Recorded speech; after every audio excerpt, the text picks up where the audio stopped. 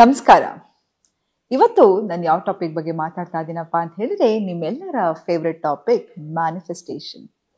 ನಮ್ಮ ಜೀವನವನ್ನ ನಾವು ಹೇಗೆ ಬೇಕಾದರೂ ರೂಪಿಸ್ಕೋಬಹುದು. ನಮ್ಮ ಥಾಟ್ಸಿಗೆ ಅಷ್ಟು ಪವರ್ ಇದೆ, ನಮಗೆ ಅಷ್ಟು ಪವರ್ ಇದೆ. ಆದರೆ ಅದನ್ನ ಕ್ರ್ಯಾಕ್ ಮಾಡೋ ಟೆಕ್ನಿಕ್ ನಮಗೆ ಗೊತ್ತಿರಬೇಕು. ಎಷ್ಟೋ ಸತಿ ಅಚಾನಕ್ ಆಗಿ ನೀವೇನೋ ಅನ್ಕೊಂಡಿರ್ತೀರಾ, ಅದೆಲ್ಲ ಆಗಿದೆ ಅಲ್ವಾ. ಈಗ ನನ್ನ ಎಕ್ಸಾಂಪಲ್, ಮೈಸೂರಿಗೆ ಹೋಗ್ಬೇಕು ಅಂತ ಇರುತ್ತೆ. ನನಗೆ ನಿರ್ದಿಷ್ಟವಾದ ಒಂದು ಗುರಿ ಇರುತ್ತೆ, ನಾನು ಇಲ್ಲಿಗೆ ಹೋಗ್ಬೇಕು ಅಂತ. ಯಾವಾಗ ನನಗೆ ಗುರಿ ಇರುತ್ತೋ ನಾನು ಅಲ್ಲಿ ರೀಚ್ ಆಗೋಕ್ಕೆ ಸಾಧ್ಯ. ಹಾಗೆ ನಮ್ಮ ಜೀವನದಲ್ಲೂ ಅಷ್ಟೇ, ನಮಗೆ ಏನು ಬೇಕೋ ಆ ಕ್ಲಾರಿಟಿ ಇರಬೇಕು. ಇವತ್ತು ನಾವು ಆಲ್ರೆಡಿ ಈ ಇಯರ್ ಎಂಡಿಗೆ ಬಂದ್ಬಿಟ್ಟಿದ್ದೀವಿ. 2025ನ ಗ್ರ್ಯಾಂಡ್ ಆಗಿ ವೆಲ್ಕಮ್ ಮಾಡೋಣ. 2024 ನಮಗೆ ಇಷ್ಟೊಂದು ಪಾಠ ಕಲಿಸಿದೆ ಅಲ್ವಾ. ನ್ಯೂಮರಾಲಜಿಕಲಿ ನೋಡೋದಾದ್ರೆ 2024 ಟೋಟಲ್ ಮಾಡಿದ್ರೆ 8 is the number of Saturn. Also ಎಲ್ಲಿ 8 ಇರುತ್ತೋ ಅದು ಇನ್ಫೈನೈಟ್ ಎನರ್ಜಿ ಇರುತ್ತೆ, ಅಬಂಡೆನ್ಸ್ ವೆಲ್ತ್ಗೆ ರಿಲೇಟೆಡ್ ಆಗಿರುತ್ತೆ. ಆದರೆ 2025 ಬಂದ್ಬಿಟ್ಟು ಟೋಟಲ್ ಮಾಡಿದ್ರೆ ನಂಬರ್ 9 ಬರುತ್ತೆ, ಅದು ಮಾರ್ಸ್ ಇಯರ್.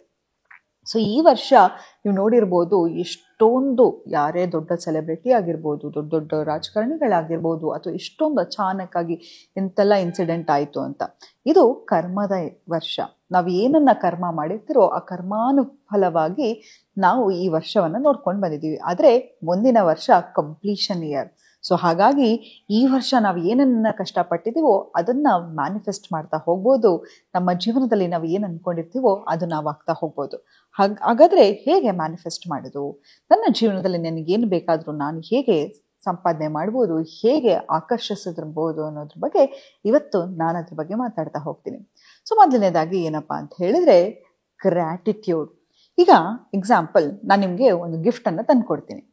ನೀವು ತಗೊಂಡು ಅಯ್ಯೋ ಏನು ಕಲರ್ ಅಪ್ಪ ಇದು, ನನಗೆ ಇಷ್ಟನೇ ಇಲ್ಲ, ಒಂಚೂರು ಇಷ್ಟ ಇಲ್ಲ, ನನಗೆ ಏನು ಕೈ ತಂದುಕೊಟ್ಲು ಹಾಗೆ ಹೀಗೆ ಅಂತ ಹೇಳಿದ್ರೆ ಮುಂದೆ ನಾನು ನಿಮ್ಗೊಂದ್ಸತಿ ಗಿಫ್ಟ್ ಕೊಡ್ತೀನಾ? ಖಂಡಿತವಾಗ್ಲೂ ಇಲ್ಲ ಅಲ್ವಾ. ಹಾಗೆ ಯೂನಿವರ್ಸ್ ಕೂಡ ನಮಗೆ ಅದ್ಭುತವಾದ ಜೀವನವನ್ನ ಕೊಟ್ಟಿದ್ದಾರೆ. ಏನಿಲ್ಲ ಅಂತ ಹೇಳಿದ್ರು ಆರೋಗ್ಯವಾಗಿರ್ತಕ್ಕಂತಹ ದೇಹ ಇದೆ. ನಾವು ಎಲ್ಲವನ್ನು ನೋಡ್ಬೋದು, ಕೇಳ್ಬೋದು, ಮಾತಾಡ್ಬೋದು. 3 ಹೊತ್ತು ಊಟ ತಿಂತಾ ಇದೀವಿ, ಯಾವುದೇ ರೀತಿ ಪಥ್ಯ ಇಲ್ಲದೆ, ಕಾಯಿಲೆ ಇಲ್ಲದೆ ಅಂದ್ರೆ ಕೂಡ ಎಂತಹ ಒಳ್ಳೆ ಜೀವನ ನಮಗೆ ಭಗವಂತ ಕೊಟ್ಟಿದ್ದಾನೆ ಅಲ್ವಾ. ಹಾಗಾಗಿ ಇಂತಹದೆಲ್ಲ ಒಂದು ಪಾಸಿಟಿವ್ ಥಿಂಗ್ಸ್ ನಮ್ಮ ಲೈಫಲ್ಲಿ. ಅದಲ್ಲದೆ ಎಷ್ಟೊಂದು ಒಳ್ಳೊಳ್ಳೆ ವಿಷಯಗಳಿದೆ ನಮ್ಮ ಜೀವನದಲ್ಲಿ ಅಲ್ವಾ. ಅದನ್ನೆಲ್ಲ ಬಿಟ್ಟು ಸದಾ ನಾವು ಕಂಪ್ಲೇಂಟ್ ಮಾಡ್ತಾ ಇದ್ರೆ, ಏನಿದೆಯೋ ನಮ್ಮ ಲೈಫಲ್ಲಿ ಅದನ್ನ ಖುಷಿ ಪಡದೆ ಹೋದ್ರೆ ಯೂನಿವರ್ಸಿಗೆ ಕೂಡ ಕೋಪ ಬರುತ್ತೆ. ಹಾಗಾಗಿ ನಾವು ಗ್ರ್ಯಾಟಿಟ್ಯೂಡ್ ಇಂದ ಶುರು ಮಾಡೋಣ. ನಿಮ್ಮ ಮನೆ ಹತ್ರ ಇರ್ತಕ್ಕಂತಹ ಮರ ಆಗಿರ್ಬೋದು, ಗಿಡಗಳಾಗಿರ್ಬೋದು, ಹಕ್ಕಿಗಳಾಗಿರ್ಬೋದು, ನಿಮ್ಮ ತಂದೆ ತಾಯಿ ಆರೋಗ್ಯವಾಗಿದ್ದಾರೆ ಅನ್ನೋದಾಗಿರ್ಬೋದು, ಮಕ್ಕಳು ಚೆನ್ನಾಗಿ ಓದ್ತಾ ಇದ್ದಾರೆ ಅನ್ನೋದಾಗಿರ್ಬೋದು, ಇರೋದಕ್ಕೆ ಮನೆ ಇದೆ ಅಂದರೆ ಟ್ಯಾಪ್ ಆನ್ ಮಾಡಿದ್ರೆ ಬಿಸಿನೀರು ಬರುತ್ತೆ. ಇದೆಲ್ಲವೂ ನಾವು ಅಂಡರ್ ರೇಟೆಡ್ ಆಗಿರ್ತಕ್ಕಂತಹ ಬ್ಲೆಸ್ಸಿಂಗ್ಸು ಅಲ್ವಾ. ಎಷ್ಟೋ ಜನಕ್ಕೆ ಇರೋದಕ್ಕೆ ಮನೆ ಇರಲ್ಲ, ಎಷ್ಟೋ ಜನ ತಮಗೆ ಬೇಕಾಗಿರೋ ಆಹಾರ ತಿನ್ನಬೇಕು, ಎಷ್ಟೋ ಕೋಟ್ಯಾಧಿಪತಿಗಳು ಕೂಡ ಅನಾರೋಗ್ಯದಿಂದ ಬಳಲ್ತಾ ಇರ್ತಾರೆ. ನಿಮ್ಗಿರ್ತಕ್ಕಂತಹ ಆರೋಗ್ಯ ಅವರಿಗಿರಲ್ಲ. ಹಾಗಾಗಿ ನಮ್ಮ ಜೀವನವನ್ನ ಕಂಪೇರ್ ಮಾಡ್ಕೋತಾ ಹೋದ್ರೆ ಎಷ್ಟೋ ಸತಿ ನಾವು ಅನ್ಕೋಬಹುದು ನಾವು ಎಷ್ಟು ಅದೃಷ್ಟವಂತರು, ಎಷ್ಟೊಳ್ಳೆ ಜೀವನ ನಮಗಿದೆ ಅಂತ ಅಲ್ವಾ. ಎಷ್ಟೋ ಸತಿ ನೀವು ನಿಮ್ಮ ಕೊಲೀಗ್ಸಿಗೆ ಕಂಪೇರ್ ಮಾಡ್ಕೊಂಡು ನೋಡಿ, ಅಥವಾ ನಿಮ್ಗಿಂತ ಯಾರೋ ಕೆಳಗಿರೋರ್ನ ಕಂಪೇರ್ ಮಾಡ್ಕೋತಾ ಹೋಗಿ, ಭಗವಂತ ನಿಮ್ಗೆ ಎಲ್ಲವನ್ನು ಕೊಟ್ಟಿರ್ಬೇಕಾದ್ರೆ ಯಾಕೆ ಕೂತ್ಕೊಂಡು ಜೀವನದ ಬಗ್ಗೆ ಕಂಪ್ಲೇಂಟ್ ಮಾಡ್ತಾ ಹೋಗ್ತೀರಾ? ಯಾಕೆ ಇಲ್ಲದ ಬಗ್ಗೆ ಕೊರಗ್ತಾ ಹೋಗ್ತೀರಾ? ಇರೋದ್ರ ಬಗ್ಗೆ ಖುಷಿಯಾಗಿ ಪಡಿ, ಇರೋದನ್ನ ಬಗ್ಗೆ ಸೆಲೆಬ್ರೇಟ್ ಮಾಡ್ತಾ ಹೋಗೋಣ ಅಲ್ವಾ. ನಾವು ಅನ್ಕೊಂಡ್ಬಿಡ್ತೀವಿ, ನಾನು ಇನ್ನೂ ಎಷ್ಟೋ ವರ್ಷ ಬದುಕ್ತೀನಿ ಅಂತ. ನಾವು ಇಲ್ಲಿ ಕೂತ್ಕೊಂಡು ಮಾತಾಡ್ತಿದ್ದೀನಿ ಅಂತ ಹೇಳಿದ್ರೆ ನನಗೆ ಯಾವತ್ತು ಕಡೆ ದಿನ ಅಂತ ನಮಗೆ ಗೊತ್ತಿರಲ್ಲ ಅಲ್ವಾ. ಹಾಗಾಗಿ ಈ ಅದ್ಭುತವಾಗಿರತಕ್ಕಂತಹ ಜೀವನವನ್ನ ಸವಿಸಿ, ಹೇಗಿರ್ಬೇಕಪ್ಪ ಅಂತ ಹೇಳಿದ್ರೆ ನಾಳೆ ನಾನು ಹೋಗ್ಬಿಡ್ತೀನಿ ಅಂತ ಅನ್ಕೊಂಡು ಅಷ್ಟು ನಮ್ಮ ಜೀವನವನ್ನ ಯಾವಾಗ ಸವಿಸಿ ನಮ್ಮ ಜೀವನವನ್ನ ನಡೆಸ್ತೀವೋ ನಮ್ಮ ಲೈಫ್ ತುಂಬಾನೇ ಅದ್ಭುತವಾಗಿರುತ್ತೆ. ಮತ್ತೆ ಏನ್ ಮಾಡ್ಬೇಕಪ್ಪ ಅಂತ ಹೇಳಿದ್ರೆ, ಮಲಗಕ್ಕಿಂತ ಮುಂಚೆ ಆಯ್ತಾ, ಗ್ರ್ಯಾಟಿಟ್ಯೂಡ್ ಜರ್ನಲ್ ಅನ್ನ ಬರೀರಿ.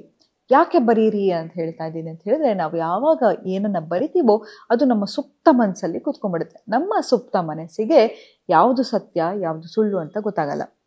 ನಾವು ಕೆಲವು ಸತಿ ಏನೋ ಅನ್ಕೊಂಡ್ಬಿಟ್ಟಿರ್ತೀವಿ, ನಮ್ಮ ಜೀವನದಲ್ಲಿ ಆಗ್ಬಿಟ್ಟಿರುತ್ತೆ ಅಲ್ವಾ.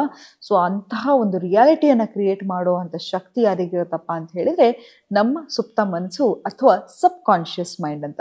ಸೊ ಹಾಗಾಗಿ ಮಲಗಕ್ಕಿಂತ ಮುಂಚೆ ಯಾವುದಾದ್ರೂ ಒಂದು ಒಳ್ಳೆ ವಿಷಯ ಆಗಿರ್ಬೋದು, ನಿಮ್ಮ ಸಂಗಾತಿ ಬಗ್ಗೆ ಆಗಿರ್ಬೋದು, ನಿಮ್ಮ ಮನೆಯ ಬಗ್ಗೆ ಆಗಿರ್ಬೋದು, ಅಮ್ಮನ ಬಗ್ಗೆ ಆಗಿರ್ಬೋದು, ಅಪ್ಪನ ಬಗ್ಗೆ ಆಗಿರ್ಬೋದು, ನಿಮ್ಮ ಮಕ್ಕಳ ಬಗ್ಗೆ ಆಗಿರ್ಬೋದು, ನಿಮ್ಮ ಕೆಲಸದ ಬಗ್ಗೆ ಆಗಿರ್ಬೋದು, ಅಥವಾ ನಿಮ್ಮ ಬಗ್ಗೆನೇ ಆಗಿರ್ಬೋದು, ಒಂದು ವರ್ಕೌಟ್ ಮಾಡ್ಬಿಟ್ಟು ಬಂದ್ರು ಕೂಡ you have to be very grateful. ಯಾಕಂತ ಹೇಳಿದ್ರೆ ನಿಮ್ಮ ಬಾಡಿ ನಿಮ್ಮ ವರ್ಕೌಟ್ ಒಟ್ಟಿಗೆ ಕೋಆಪರೇಟ್ ಮಾಡಿದೆ ಅಲ್ವಾ. ಸೊ ಹಾಗಾಗಿ ಏನೇನು ಒಳ್ಳೆ ವಿಷಯ ಆಗಿತ್ತೋ ಅದನ್ನೆಲ್ಲ ಮಲಗಕ್ಕಿಂತ ಮುಂಚೆ ಬರೀರಿ. ಇದಲ್ಲದೆ ಯಾವಾಗ ನೀವು, ಯಾಕಂತ ಹೇಳಿದ್ರೆ ನಾವು ಯಾವಾಗ ಮಲಗ್ತೀವೋ ನಮ್ಮ ಸುತ್ತ ಮನಸ್ಸು ಎಚ್ಚರವಾಗಿರುತ್ತೆ. ಸೊ ನೀವು ಪಾಸಿಟಿವ್ ಥಾಟಿಂದ, ಪಾಸಿಟಿವಿಟಿಯಿಂದ ನೀವು ಯೋಚನೆ ಮಾಡಿ ಮಲಗಿದಾಗ ಅದೇ ನಿಮ್ಮ ರಿಯಾಲಿಟಿ ಸೃಷ್ಟಿ ಆಗ್ತಾ ಹೋಗುತ್ತೆ. ಹಾಗಾಗಿ ಮಲಗಕ್ಕಿಂತ ಮುಂಚೆ ಪಾಸಿಟಿವ್ ಗ್ರಾಟಿಟ್ಯೂಡ್ ಅನ್ನ ಬರೀತಾ ಹೋಗಿ, ಯಾವ ವಿಷಯಕ್ಕೆ ನೀವು ನಿಮ್ಮ ಜೀವನದಲ್ಲಿ ಖುಷಿಯಾಗಿದ್ದೀರಾ ಅಂತ. ಬೆಳಗ್ಗೆ ಎದ್ದ ತಕ್ಷಣ ಆಯ್ತಾ, ಸೈಲೆನ್ಸ್ ಅನ್ನ ಮೇಂಟೈನ್ ಮಾಡಿ. ನಾವೇನ್ ಮಾಡ್ತೀವಿ, ಎದ್ದ ತಕ್ಷಣ ಮೊಬೈಲ್ ತೆಗೆದು ನೋಡೋದು, ಏನಾಗಿದೆ, ಎಲ್ಲೇನಾಗಿದೆ, ಯಾರೇನು ಮೆಸೇಜ್ ಮಾಡಿದ್ರು, ಯಾಕೆ ನೋಡಿದ್ರ ನನ್ನ ಮೆಸೇಜು, ಸ್ಟೇಟಸ್ ಯಾರು ನೋಡಿದ್ರು, ಹೀಗೆ ಇದೆಲ್ಲ ಕೆಲಸಗಳನ್ನ ನಾವು ಮಾಡ್ತಾ ಹೋಗ್ತೀವಿ. ಅದನ್ನು ಮಾಡಕ್ ಹೋಗ್ಬೇಡಿ. ಎದ್ದ ತಕ್ಷಣ ಸೈಲೆನ್ಸ್ ಅಲ್ಲಿ ಇರಿ ಆಯ್ತಾ. ಮತ್ತೆ ಅಫರ್ಮೇಷನ್ಸ್ ಅನ್ನ ಹೇಳ್ಕೊಳ್ಳಿ. ನಿಮ್ಮ ಜೀವನದಲ್ಲಿ ನಿಮ್ಗೆ ಏನೇನ್ ಬೇಕು. ಎಕ್ಸಾಂಪಲ್, ನನಗೆ ಒಂದು ಒಳ್ಳೆ ಕೆಲಸ ಬೇಕಿದ್ರೆ, ನನಗೆ ಒಂದು ಉನ್ನತವಾದ ಒಂದು ಕೆಲಸ ಇದೆ, ನಾನು 5 ಲಕ್ಷ ಸಂಪಾದನೆಯನ್ನ ಮಾಡ್ತಾ ಇದ್ದೀನಿ, ಅಥವಾ ಏನಾದ್ರೂ ನಿಮ್ಮ ಜೀವನದಲ್ಲಿ ಏನ್ ಬೇಕು, ನಾನು ಇಂಥ ಗಾಡಿಯನ್ನ ತಗೊಂಡಿದ್ದೀನಿ, ಇಂಥ ಮನೆಯಲ್ಲಿದ್ದೀನಿ, ಹೀಗೆ ಎಲ್ಲವನ್ನು ಪ್ರೆಸೆಂಟ್ ಟೆನ್ಸ್ ಅಲ್ಲಿ ಬರಿಬೇಕು. ನನಗೆ ಒಂದು ಅದ್ಭುತವಾದ ಸಂಬಂಧ ಇದೆ, ನಾನು ಮದುವೆ ಆಗ್ತಾ ಇದ್ದೀನಿ, ನಾನು ಫಾರಿನ್ಗೆ ಹೋಗ್ತಾ ಇದ್ದೀನಿ, ಹೀಗೆ ಎಲ್ಲವನ್ನು ನಿಮ್ಮ ಜೀವನದಲ್ಲಿ ಏನೇನು ಆಗಬೇಕು ಅಂತ ಇರುತ್ತೋ ಎಲ್ಲವನ್ನು ಪ್ರೆಸೆಂಟ್ ಟೆನ್ಸ್ ಅಲ್ಲಿ ಹೇಳ್ತಾ ಶುರು ಮಾಡಿ. ಮತ್ತೆ ಕಣ್ಣು ಮುಚ್ಕೊಂಡು ವಿಜುವಲೈಸ್ ಮಾಡ್ಕೊಳ್ಳಿ. ಹೇಗೆ ಅಂತ ಹೇಳಿದ್ರೆ, ನಾನು ಆಫರ್ ಮಾಡಿರ್ತಕ್ಕಂತಹ ಕಾರಲ್ಲಿ ಹೋಗ್ತಾ ಇದ್ದೀನಿ, ಆ ಕಾರ್ ಹೇಗಿದೆ, ಕಾರಿನ ಬಣ್ಣ ಹೇಗಿದೆ, ಹೇಗೆ ಡ್ರೈವ್ ಮಾಡ್ತಾ ಇದ್ದೀನಿ, ಎಲ್ಲಿ ಹೋಗ್ತಿದ್ದೀನಿ, ಇದೆಲ್ಲವನ್ನು ವಿಜುವಲೈಸ್ ಮಾಡ್ತಾ ಹೋಗಿ. ಮತ್ತೆ ಒಂದು ಸ್ವಲ್ಪ ಹೊತ್ತು ನಿಮ್ಮ ದೇಹಕ್ಕೆ ಒಂದು ವ್ಯಾಯಾಮವನ್ನು ಕೊಡ್ಬೇಕು. ಈಗ ಇಷ್ಟೊಂದು ವಿಜುವಲೈಸ್ ಮಾಡಿದ್ರೆ ಇಷ್ಟೊಂದು ಎನರ್ಜಿ ಇದೆ ಅಲ್ವಾ. ಸೊ ಅದನ್ನ ಏನಾದ್ರೂ ಒಂದು ಎಕ್ಸರ್ಸೈಸ್ ಮಾಡೋದಾಗಿರ್ಬೋದು, ವಾಕಿಂಗ್ ಹೋಗೋದಾಗಿರ್ಬೋದು, ನಿಮ್ಮ ಯಾವತ್ತೂ ತಿಳ್ಕೊಳ್ಳಿ, ನಿಮ್ಮ ದೇಹ ನಿಮ್ಮನ್ನ ರೆಪ್ರೆಸೆಂಟ್ ಮಾಡುತ್ತೆ ಅಲ್ವಾ. ಈಗ ನೀವು ಸೌಜನ್ಯ ಅಂತ ಹೇಳಿದ ತಕ್ಷಣ ಸೌಜನ್ಯನ ದೇಹವನ್ನ ನೋಡಿ ನನ್ನನ್ನ ಗುರ್ತು ಹಿಡಿತೀರಾ ಅಲ್ವಾ. ಹಾಗಾಗಿ ಫಸ್ಟ್ ಜನ ನಿಮ್ಮನ್ನ ಕಂಡುಹಿಡಿಯೋದೇ ನಿಮ್ಮ ಅಪಿಯರೆನ್ಸ್ ಮೂಲಕ. ಹಾಗಾಗಿ ನಿಮ್ಮ ಫೀಚರ್ಸ್ ಅನ್ನ ಶಾರ್ಪ್ ಆಗಿ ಇಟ್ಕೊಳ್ಳಿ. ಯಾವಾಗ್ಲೂ ನೀವು ಎಕ್ಸರ್ಸೈಸ್ ಮಾಡಿದಾಗ, ವರ್ಕೌಟ್ ಮಾಡಿದಾಗ, ಸ್ವೆಟ್ ಆದಾಗ ನಿಮ್ಮ ಆರ ಆಟೋಮೆಟಿಕ್ ಆಗಿ ಕ್ಲೆನ್ಸ್ ಆಗ್ತಾ ಹೋಗುತ್ತೆ. ಹಾಗಾಗಿ ಯಾವ್ದಾದ್ರೂ ಒಂದು ಫಾರ್ಮ್ ಆಫ್ ಎಕ್ಸರ್ಸೈಸ್ ಅನ್ನ ಮಾಡ್ತಾ ಹೋಗಿ.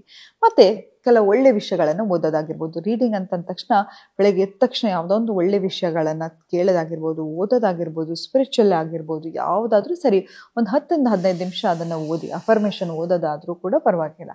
ಹಾಗಾಗಿ ಇಂತಹ ಒಂದು ಒಳ್ಳೆ ವಿಜುವಲೈಸೇಷನ್ ಮಾಡೋದಾಗಿರ್ಬೋದು, ಅಫರ್ಮೇಷನ್ ಹೇಳೋದಾಗಿರ್ಬೋದು, ಈ ಗ್ರಾಟಿಟ್ಯೂಡ್ ಅನ್ನ ಬರೆಯೋದಾಗಿರ್ಬೋದು, ಎಲ್ಲವೂ ಕೂಡ ನಿಮ್ಮ ಜೀವನದಲ್ಲಿ ನಿಮ್ಗೆ ಏನನ್ನ ಬೇಕಾದ್ರೂ ಆಕರ್ಷಿಸುವಂತ ಶಕ್ತಿಯನ್ನ ಕೊಡುತ್ತೆ ಅಂತ ಹೇಳ್ತಾ ಇವತ್ತಿನ ಸಂಚಿಕೆನ ನಾನು ಮುಕ್ತಾಯಗೊಳಿಸಿದ್ದೀನಿ. ಧನ್ಯವಾದಗಳು.